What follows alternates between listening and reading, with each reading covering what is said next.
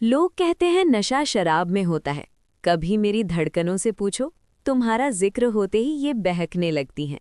मेरी खामोशी में तुम्हारी यादों का शोर है और मेरी हर सांस पर सिर्फ और सिर्फ तुम्हारा जोर है। तुम वो नशा हो जो सिर चढ़कर बोलता है। मेरा नाम है सोनू। हाँ हाँ, सोनू ही, जो सुनने में लड़कों वाला लगता है, पर मैं तो पूरी की पूरी माल है। उम्र अभी अभी 22 की हुई हूँ, पर लगती हूँ जैसे 18 की कोई कली जो बस फूटने को बेताब है।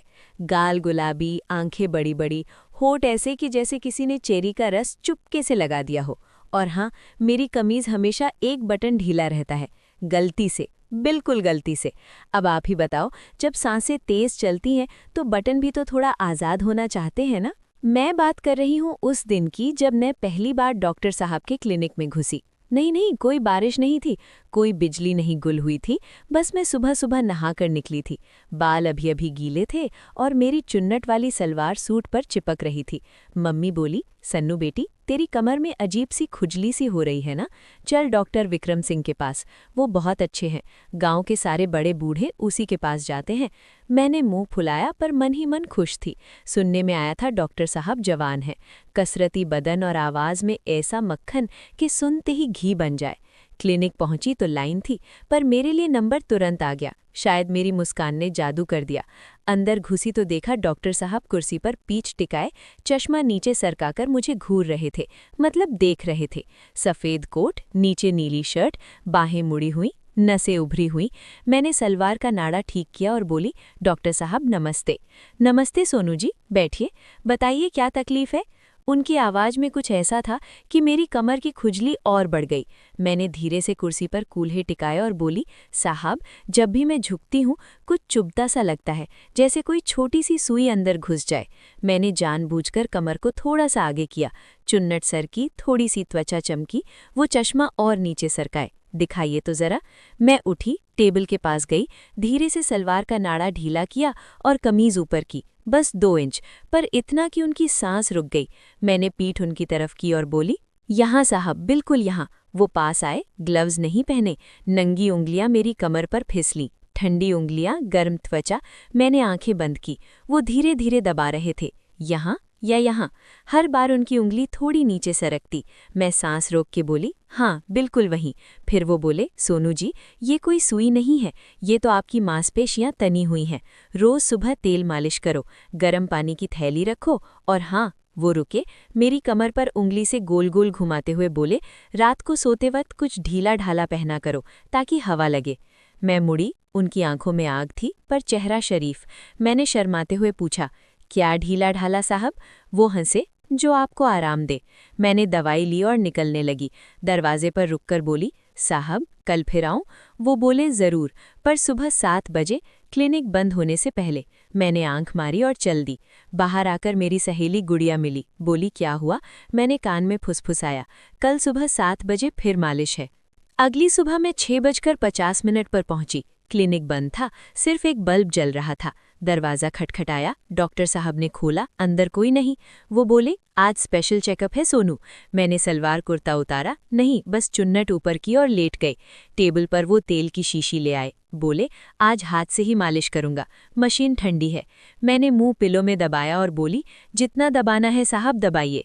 तेल गर्म था, उनकी हथेलियां और गर्म, कमर से शुरू करके नीचे, फिर ऊपर, फिर कंधे, फिर गर्दन, हर बार उंगलियां थोड़ा और अंदर। मैं कराह रही थी, आह साहब, हाँ वहीं। वो फुसफुसाए, सोनू तुम्हारी त्वचा बहुत नाजुक है। मैंने पीछे मुड़कर देखा, उनका कोट खुला हुआ था, शर्ट के बटन खुले हुए। मैंने हाथ बढ़ाया, उनकी छाती पर रख दिया। वो रुक गए।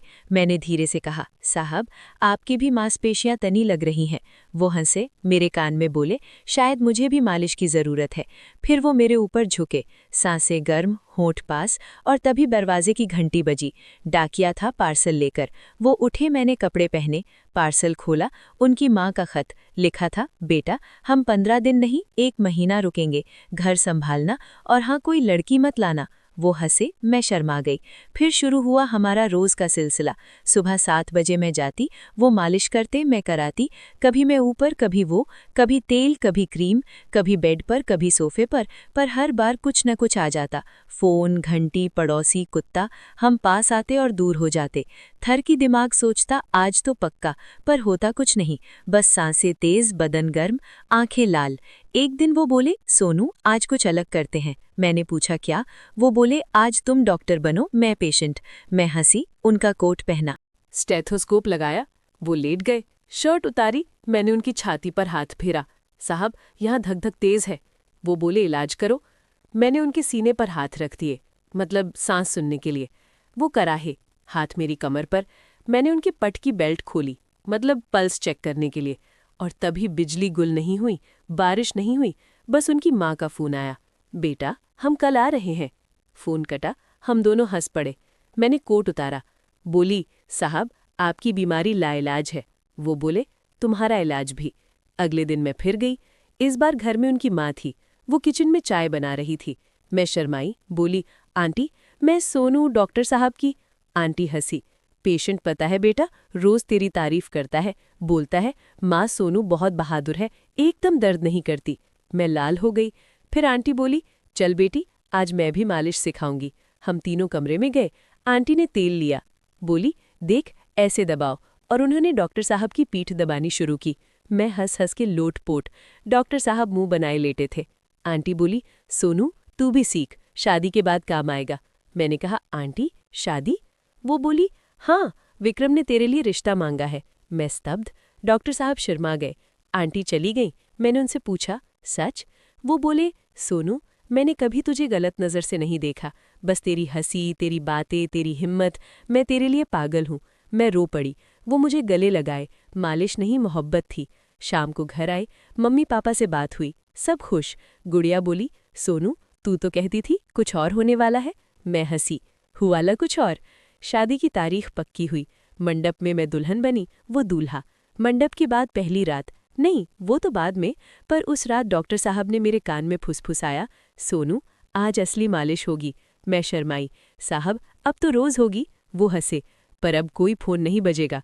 और सच में उस दिन से हमारी जिंदगी में कोई खुजली नहीं रही, बस प्यार, हंसी और ढेर सारी मालिश जो अब पूरी तरह हलाल थी। शादी की पहली रात जब डॉक्टर साहब ने मेरे कान में फुसफुसाया, सोनू आज असली मालिश होगी, मैंने शर्माते हुए उनकी छाती पर उंगली से गोल गोल घुमाया और बोली, साहब अब तो पूरी रात हमारी है, कोई फोन, कोई घंटी, कोई आंटी नहीं। कमरा लाल लाइटों से सजा था। बेड पर गुलाब की पंखुड़ियां बिखरी और हवा में चंदन की खुशबू। वो मुझे गोद में उठाए बेड की तरफ ले गए। उनका बदन गर्म, सांसें तेज। मैंने दुल्हन का लहंगा धीरे से सरकाया, बस इतना कि उनकी आंखें चमक उठी। वो मेरे ऊपर झुके, होंठ मेरे गले पर फिसले, हाथ कमर से नीचे, और तभी अचानक दरवाज़ा खुला। नहीं, कोई डाकिया या पड़ोसी नहीं, अंदर घुसी गुड़िया, मेरी सहेली, हाँफती हुई, हाथ में एक पुराना डायरी लिए। वो चिल्लाई, सोनू रुक, ये शादी नहीं हो सकती। हम दोनों उछल पड़े। डॉक्टर साहब ने चादर खींची, मैंने लहंगा ठीक किया। गुड़िया बोली, ये डायरी क्लिनिक की पुरानी मरीज की। सोनू, विक्रम नहीं, ये तो तेरी जुड़वा बहन का बदला है। क्या? मैं स्तब्ध। गुड़िया ने डायरी खोली, पन्ने पलटे। लिखा था, डॉक्टर विक्रम सिंह ने मेरी बहन को फंसाया, मालिश के बहाने, फिर छोड़ दिया। वो गर्भवती थी, आत्महत्या कर ली। मैंने बदला लिया, उसकी हर मरीज को उसी जाल में फंसाऊंगी। डॉक्टर साहब का चेहरा सफ़ेद। वो बोले, नहीं वो झूठ है, लेकिन उनकी आंखें भाग रही थी। गुड़िया ने फ़ोन निकाला, एक पुराना न्यूज़ क्लिपिंग दिखाया, 3 साल पुरानी, गांव की लड़की की सुसाइड, डॉक्टर पर शक। फिर गुड़िया मुड़ी मेरी तरफ, आंसू भरी आंखें। सोनू, मैं वो बहन हूँ, तेरी जुड़वा। मम्मी पापा ने तुझे बताया नहीं, जन्म के समय अलग कर दिया गया। मैंने तुझे ढूंढा, क्लिनिक भेजा, ताकि तू उसे फंसाए जैसे उसने मेरी बहन को, लेकिन मैं गिर गई प्यार में। ये बदला नहीं, मेरी गलती थी। डॉक्टर साहब भागने लगे, लेकिन बाहर पुलिस थी। गुड़िया ने पहले ही कॉल कर दी। मैं रो पड़ी, लहंगा फट गया गिरते हुए। शादी टूट गई, क्लिनिक सील, विक्रम जेल, और मैं गुड़िया के साथ घर लौटी। अब हम दोनों सहेलियां नहीं, बहनें। खुजली गई, लेकिन दिल में एक नई खुजली, बदले की नहीं, सच्ची मोहब्बत की। कभी कभी रातों में सोचती हूँ, वो मालिशें सपना थी या बदले का जाल, पर अब बस हम 2 बहनें एक दूसरे की मालिश करती, तेल से नहीं, प्यार से। विक्रम के जेल जाने के बाद वो शादी का मंडप और फूलों की खुशबू मानो एक डरावने सपने की तरह लगने लगी थी। सोनू के मन में वो गुलाबी एहसास अब कड़वाहट में बदल चुका था, लेकिन इस तबाही के बीच उसे अपनी वो बहन मिली जिसे वो कभी जानती भी नहीं थी। गुड़िया ने सोनू का हाथ थामकर उसे उस टूटे हुए घर से बाहर निकाला, जहां हर दीवार अब डॉक्टर के फरेब की गवाही दे रही थी। घर लौटकर जब मम्मी पापा से सामना हुआ तो उन्होंने रोते हुए वो सच स्वीकार किया कि गरीबी के कारण उन्होंने जन्म के समय गुड़िया को एक दूर के रिश्तेदार को दे दिया था। उस रात सोनू को समझ आया कि जिसे वो अपनी सहेली समझकर दिल की बातें बताती थी, वो दरअसल उसकी रूह का आधा हिस्सा थी जो बरसों से इंसाफ की आग में जल रही थी। दिन बीतते गए और क्लिनिक की वो वाइब्रेटर मशीन और तेल की खुशबू अब सोनू के लिए सिर्फ एक सबक बनकर रह गए थे। सोनू और गुड़िया ने फैसला किया कि अब वे किसी और के बिछाए जाल का हिस्सा नहीं बनेंगी। उन्होंने गांव के उसी पुराने क्लिनिक की जगह एक छोटा सा सेल्फ हेल्प सेंटर खोला, जहां वे औरतों को अपने अधिकारों और सुरक्षा के प्रति जागरूक करने लगीं। सोनू की वो शरारत और चुलबुलापन अब एक शांत गंभीरता में बदल चुका था, पर उसकी मुस्कान अब पहले से कहीं ज्यादा सच्ची थी।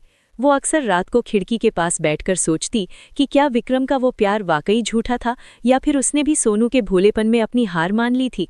लेकिन जैसे ही गुड़िया पीछे से आकर उसके कंधे दबाती, सोनू के सारे सवाल शांत हो जाते। अब गांव में किसी हलाल मालिश की चर्चा नहीं होती थी, बल्कि उन दो बहनों की मिसाल दी जाती थी जिन्होंने खुद को टूटने से बचा लिया था। सोनू ने समझ लिया था कि जिंदगी की सबसे बड़ी थेरेपी किसी अजनबी के गर्म हाथ नहीं, बल्कि अपने परिवार का अटूट विश्वास और साथ होता है। गुड़िया की वो डायरी अब एक अलमारी के गहरे कोने में दबी थी, जैसे वो अतीत अब सोनू की जिंदगी की खुजली को पूरी तरह मिटा चुका था। सोनू अब 22 की उम्र में 18 की कली नहीं, बल्कि एक ऐसा खिला हुआ फूल थी जिसे अब किसी स्पेशल चेकअप की ज़रूरत नहीं थी, क्योंकि उसकी ताकत अब उसकी अपनी पहचान और उसकी बहन का साथ थी।